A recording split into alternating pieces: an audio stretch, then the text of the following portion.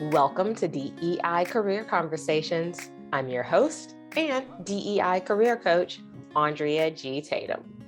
In this episode, I spoke with Dr. Danette Buie. Dr. Danni is a passionate, strategic, and impact-oriented leader with over 10 years of experience in education and people operations. She currently serves as a diversity business partner at Coursera, which is an EdTech company committed to providing universal access to world-class learning. Dr. Danni has completed Harvard University's Executive Institute for Women in Leadership program and was most recently certified as an associate diversity coach from Howard University's Executive Diversity Coaching program. In 2021, Dr. Danni was appointed to the new board of directors for Girls Dream Code. And this opportunity provides her with yet another platform to live out her mission and serve the greater good, which is closing the opportunity gap for underrepresented groups, leveling the playing field, and striving to create equitable experiences for all. We talked about the role of a diversity business partner in this episode and how to avoid what I call analysis paralysis through the use of OKRs. We even talked about DEI certifications and when may be a good time to consider getting one if you're going to consider it at all. I really enjoyed talking to Dr. Danni, and I hope you enjoyed this conversation as much as I did. So don't forget to subscribe to this channel and hit like on the episode. We really do appreciate you being here. All right, so let's get into it. Danette, Danni, I am so excited to have you here as a part of DEI Career Conversations. I want to just dive right in and let's tell people a little bit about your amazing journey to where you are now at Coursera. Absolutely. So a little bit about me. I've been in tech now for probably about 3 years and some change. It's kind of hard to say because we have no concept of time in a pandemic. But prior to transitioning into tech and working in talent and DEI, I spent about 10 years working in education. Across multiple age groups. And so I think, I started my career working in 0 through 5 age groups and working on like um, educational policy for 0 through 5 and really being exposed within the community in Chicago, which is where I'm originally from, working with community-based organizations and kind of providing resources to underserved communities. And so that's really where I was kind of exposed to some of the disparities in underrepresented communities. And from there I decided to get my master's in public policy and continue to go on and do doctoral research for first generation underserved communities. And so I've always been exposed and have been doing some type of work in equity. And so, I think when I was in higher education and I had moved out to California, I just realized like, am I tapping into my most full potential working in education? I loved living in California. I loved the role that I had at the time, which is at the University of California, Santa Cruz, working as a director of student success. However, I feel like I had reached my threshold in education. There was only so much that I was able to do and so much that I had already accomplished. And at that time, I was fortunate enough to be exposed to people who were young Black professionals who were working in tech at your Googles, your Apples, your Facebook, your Amazons in Silicon Valley. And I started kind of talking to them about their career journeys and what they were doing. And I realized that even though I was in education, there weren't very many differences in some of the work. So I kind of started to look at my accomplishments and my trajectory and realized that I was able to make the transition and landed in talent, doing a number of different things at Lyft. And then also now here at Coursera as a diversity business partner. And so I've definitely been able to navigate, make a few transitions, but also kind of taking strength in what my abilities are and right and owning my career journey and what that looks like for myself. And so I'm super excited to be here to talk about my journey, talk about the work that I'm doing at Coursera, what I hope to do in the future. And I'm just excited to share my journey with everyone. I love that. I love that you just were like, I'm going to be in my purpose. I'm going to find what's right for me. Like, that's what I want so much for the listeners who are really interested in making their own transitions into diversity, equity, and inclusion, or Mhm. into just finding how to live in their purpose, Right. whatever that job title may Exactly. be. And I really appreciate you kind of pulling that out in your own journey. So tell me a little bit. So you said now you're at Coursera and you're Mhm. a diversity business partner. Yeah. So for those who may not know, one, what is a diversity business partner? Like, what does that mean? Yeah. What does your day to day look like? Yeah. So diversity business partners are very similar to HR business partners. We work with executives and senior leadership to implement diversity, equity, and inclusion action plans within the organization. We work not only across the different organizations, but we also work globally, right? So if there are international companies who have regions in like APAC and EMEA and LATAM, we also work to bring a DEI lens in those areas as well. So my day to day looks very different each day because there's so much that we're looking to do as a company. I may be working with the HR business partner looking at like talent management practices and how we assess talent and where does the equity lens comes in with some of our policies around performance assessment. I could also be talking with maybe our marketing team, right, about how do we integrate our DEI journey to better into some of our marketing materials, right? In the way that we show up externally in our employer brand. Um, I could be just working with an executive leader, looking at representation in their organization and where there may be some opportunities or where they have been doing a really great job when we think about who they're hiring into the organization and also who they're retaining in the organization.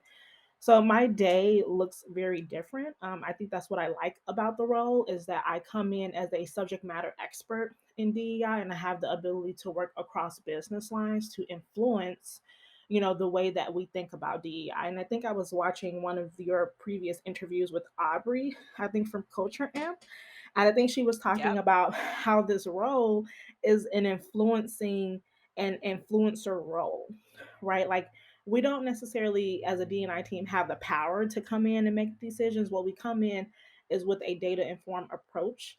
We provide the landscape, help people understand what's going on, and then create the space for people to have conversations and make the best decision from an DEI lens, right? And so, yeah, the diversity business partners is definitely a growing role in the field. And as companies continue to grow, like these, SMEs are kind of coming in to help the business understand areas of opportunity around equity and inclusion. Man, you just hit on so many different things. Like, one, I want to just talk about the various skills that you really kind of hit on because you're coming in as the subject matter expert, but working across various lines of business. One of the things that I always try to tell people who are looking to make the transition is like lean in to your previous experience. So for me, who came from marketing, being able to go in and talk with my CMO, to talk with my field marketing teams about how to still integrate the world of DEI to have that lens, but I could also understand where they were coming from a business perspective. So it was really interesting to think about how I marry those skills that I've gained along the way and help to educate and influence. And I think like were my podcast a drinking game, I think that influence Yeah, would be the thing that like got everybody drunk because I really yeah. actually think that I haven't recorded a single episode in which that hasn't been the number one thing. So if you're thinking about like how do I update my resume, how Mhm. do I communicate to someone that I haven't had a DEI job before, can you communicate to them how you've been able to influence in your various roles? Mhm. That's what I would be looking for if I was hiring someone into a role similar to yours. Yeah. The other thing I heard you talk about was data, using a data for informed approach. Can you tell me a little bit about the type of data that you're looking at and the process that you go through in working with leaders to make decisions based off of that data? Yeah, absolutely. So I will answer the latter question first, and then I would definitely want to touch on the former with just like looking at skills and resumes. So if I don't go back to it, hold me to it. So I would say data informed approach. The data that and again DEI, we've been a team at Coursera probably now for about a year and a half. So the DEI team is still very new at Coursera, even though I joined before there was a DEI team and I was kind of taking on some of the DEI responsibilities at Coursera. Now we have a formal team. And so even our access to things, we're continuing to evolve and enable our team to be equipped with the data that's necessary to do the influencing, right? But I would say some of the data that we've been leveraging right now is looking at like who we hire into the organization. So looking at hiring rates, looking at pass-through rates. We've been also starting to talk about attrition now, right? Because, after everything that happened in 2020, all these companies are exploding with DEI roles. They're like, this is, we want to be committed to this. They're making all these different commitment statements. And so there was a lot of hiring, right, of underrepresented groups during that time. And so now there's been themes around looking at attrition, right, of these same groups that companies spent so many resources to hire, right? And so we've been looking at who's leaving the organization because when you look at retention and when you look at the representation, right, across the lines of business, those are influenced by two things: who you hire and who you retain, right? You can't just focus on the hiring and not focus on the retention at the same time. So we've been diving into attrition themes. We've also been looking at employee engagement scores. So most companies do annual employee post surveys, whether it's through Culture Amp or any other tool that they're using. So we're looking at the spread and doing deep dives across demographics. So looking at gender, looking at race and ethnicity, we're looking at tenure. We're looking at generation. We're looking at regions, right? So looking at how employee sentiments differ from like North America across EMEA and APAC, right? Because that's also a part of inclusion. Um, any other data? I think those are probably the top pieces that we've been looking at.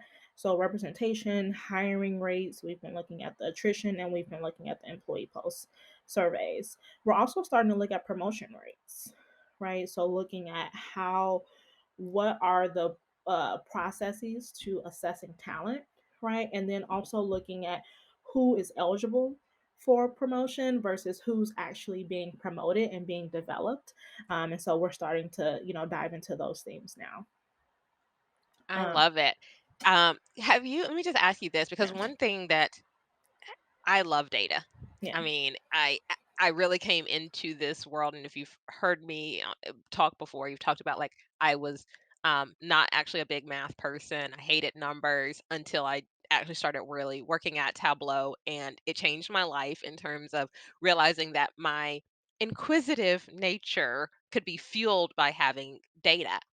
But one of the challenges that I've seen, I'd love to hear from you if this is Hmm. a challenge for you or how you all handle this, is how do you how do you keep from getting like analysis paralysis? Because Hmm. there is so much data that you can be looking at. How do you make sure that you're taking the data and keeping moving forward with it? Hmm.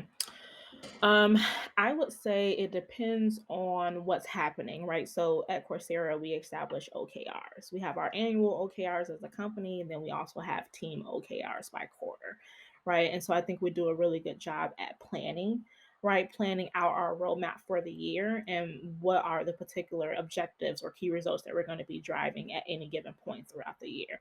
And based on what our objective is for that quarter, right, whether it's influencing the way that we assess talent, right, and being in a room for like manager calibrations is influenced by what part of the year we're in. And so I think the way that we go about it is, I think, just planning. I think it's based on timing, and I think it's also just, to me it's important to have a clear roadmap, because I think it's very easy to be overwhelmed by all of the data. So you have to understand what outcome are you seeking to gain as a result of looking at this data and go from there. And I think that's really going to guide how you dissect the data and, kind of take it on incrementally, because the data is overwhelming. right? And so, if, for example, if we're looking to um, influence the way that we do inclusive hiring, right? Because we've been developing workshops for like hiring managers and interviewers, right? We might want to take a look at the hiring rates, right, within a specific line of business or within a specific organization, right? And so I think for us, it's deciding what outcome are we hoping to drive, and then what types of data do we need to help influence the conversation. So I do think that it's important to make sure that you start with the end result that you're seeking to drive, and making sure that that's clear for all stakeholders, because sometimes stakeholders be like, What are we doing here?" Right? Like, Yes. what what are we trying to do with this data?" Right? So a lot of data is concerning data, or it's great, right? But what are we seeking to do with this? And so I always try to start with the outcome first, and then kind of work my way backwards, leveraging the data and only hitting on key top points that will enable us to have the conversation that we need and influence the outcome. And that's so critical because what you're doing is you're using that data to figure out what your organization needs. Hmm. There is no one size fits all to this work. Exactly. And so that's why the data and being able to influence based on that data is so critical because I'll have someone say like, "Hey, just tell us what to do." Based on what information? Do you Right. want me to tell you what to do? And with a Right. lack of data, it's really, really hard to create goals, to create strategy. And that's everything that I just heard you say. You all are an OKR based organization, Hmm. and I love that because then that helps you to really say like, are we what path are we going on? What are we trying to do? And are we meeting that? And what do we need to change if we're not? So I'm a huge advocate of using data in that kind of way. Oftentimes people hear like, "Oh, you set a goal that means like you have to hire so many black people and this and that," Hmm. and that's not always what it's about. Totally, Um, 100%. And I think it's important, to your point, is to meet people and organizations where they need to be met. So there are some organizations that maybe are further along in their journey, right? And there are others that are just starting off and getting off the ground, right? And so we don't need to boil the ocean, right, every time we meet, but we want to focus incrementally on the things that, maybe it's low hanging fruit, or maybe it's something more that's more of a longer term strategy, and we're just keeping it top of mind and continuing to hammer away at what the long term goal is. But I do think it's important in this role as a diversity business partner that you have to determine where the organization is, right, in respect to their DEI journey. And some may be further along than others, and you have to be able to pivot because, like you said, it's not a one size fit all. And you might have six different organizations who are in six different places, right? And so the way that you influence them with data will be very different. Some you might not even need any data. Some want to see the data first, and they want to understand what the outcome is. And like you said, they want to be told what to do, right? So you're going to have some organizations who come with all the ideas in the world, right? They're telling you what they want to do. And then you're going to have other organizations who are like asking for help and want to be told what to do. So it's being able to kind of be flexible and nimble, depending on, what the needs of the organization are, and understanding where they need to be met. Thank you for sharing that. That's so many good insights that I think our listeners will really be able to take something of value away from that. And so, thinking a little bit about the audience, a lot of the people who are listening to this are thinking about making a pivot into the field of DEI. And one of the questions that I get asked most often is, what education do you think that I need? Do I need this certificate? Do I need that certification? Do I need to go to this course? And I get a variety of answers. Now, I will say most often my answer is, do you have to have a certification? No. Right. Is there value in getting them? Yes, but I'd love to hear your opinion. I mean, they're used to Hmm. hearing mine at this point. I've got Yeah. all kinds of things. But as someone who has actually gone through some leadership development programs and I want to make sure I get this right. You are now an associate diversity coach as well. You just went through a program. Tell me about the two programs you've gone through. What did you like about them? Maybe what didn't you like? Just tell us all about it. Yeah. So the most recent program that I went through was the executive coaching program through Howard University and CDI, which is the Coaching Diversity Institute.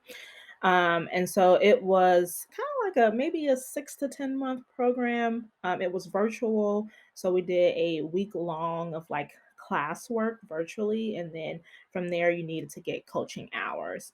And I think the benefit of that program for me is that stepping into a diversity business partner role, and knowing that I was going to be in a room with executive leaders, senior leaders, and I needed to be in the, sometimes I need to be in the coaching seat, right? Where I'm asking them critical and important questions about their organization and really seeking to get as much information as possible, but sometimes also serving as that trusted advisor. And so I wanted to be able to come into those conversations with a coaching mindset, but then also a framework to guide the conversation, right? And be able to understand what types of questions I needed to ask, what was relevant to the conversation, what I probably shouldn't ask, or like how I should even ask it, right? In a way that's more opening, as opposed to someone feeling like the question may be coming off as more defensive, right? Or an attack. So I thought that was really important. And that's why I wanted to get more experience, within coaching. And I think that program was best for me, knowing that I was stepping into a diversity business partner role. I don't think I think the benefit of these programs, because I consider myself a lifelong learner. My career started off in education. I got my master's, my doctorate, and have done, all these different leadership programs. I don't think that they're necessary to get into the field. I think for me, because I'm a lifelong learner and because I think it's important for me to always be sharpening my toolkit, it was important for me to get it, because I want to be able to come into these roles, be able to share knowledge, be able to feel like I'm a subject matter expert, and so that was really important. I do not think it's necessary to get into the field, and to your point, I think it's really important to sit with your skills, understand what you have done, and 9 times out of 10, when I talk to people who are coming from higher education or coming from government or coming from nonprofit and coming from some of these non-technical industries and wanting to transition into tech, it's mostly about the language that they're using, right, on their resume. Sometimes, they're unsure about the industry language, right? So they might need to work with someone who is familiar and kind of help them to be able to translate their experience. Other times it's kind of, how do you assess the job description of a DNI program manager or a specialist or a diversity business partner? And then how do you apply that to the experience that you have? And oftentimes, once you sit with those job descriptions and you go down your resume, you ask yourself, hey, I've done some of these things. I've program managed before.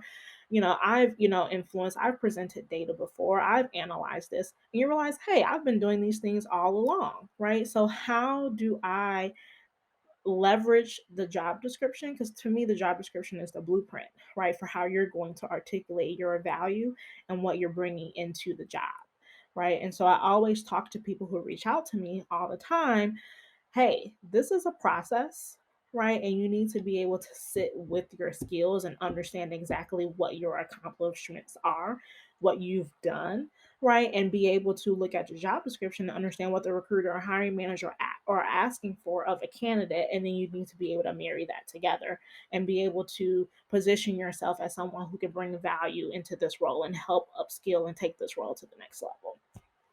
Y'all, I promise I did not pay Danny to say all of those things, but she hit the nail on the head. And this is exactly why I created DEIcareer.com.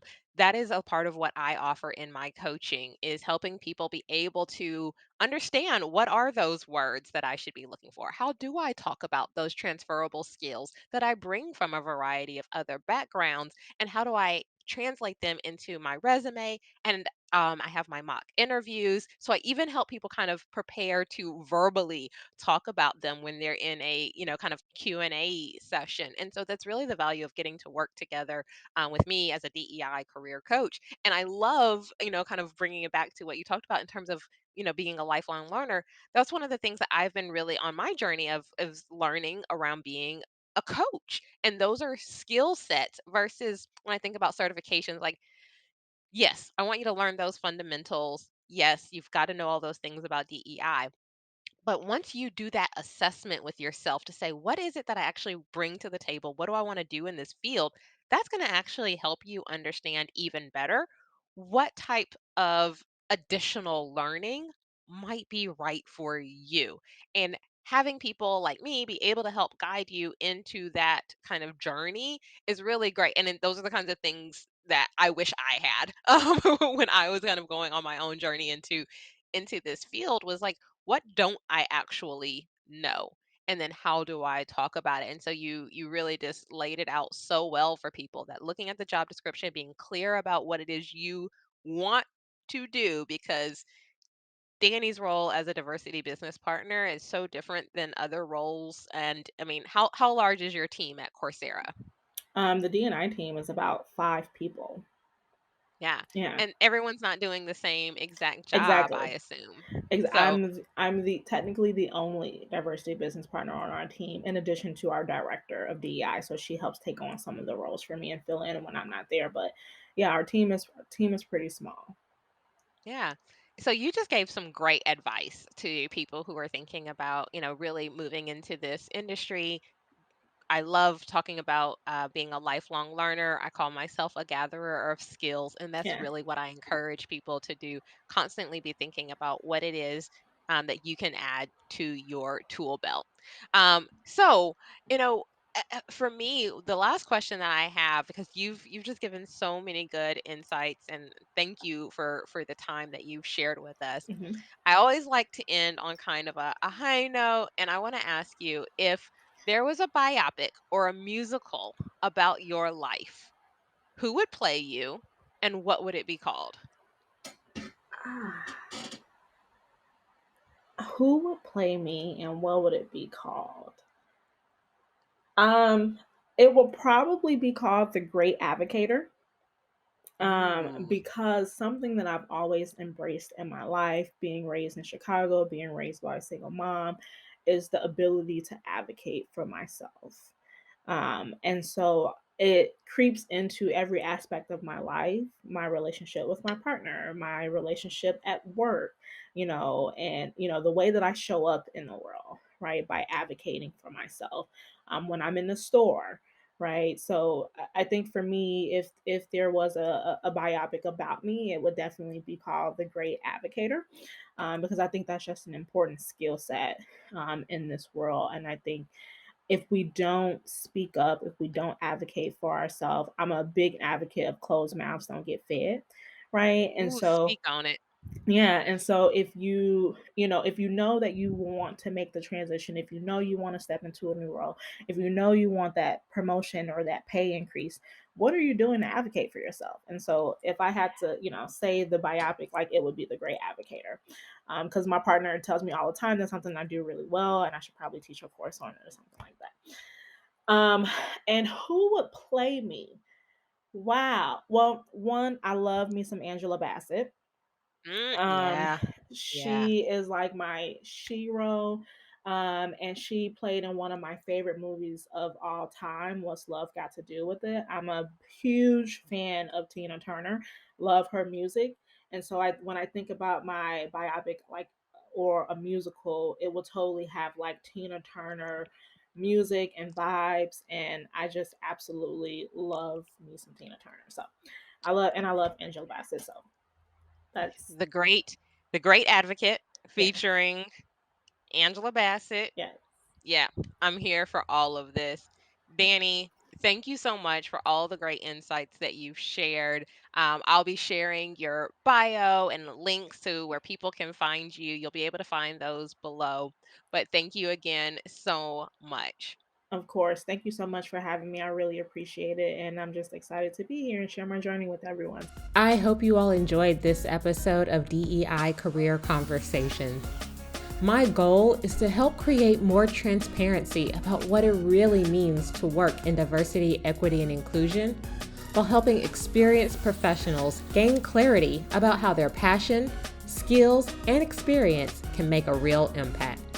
To learn more, visit DEIcareer.com.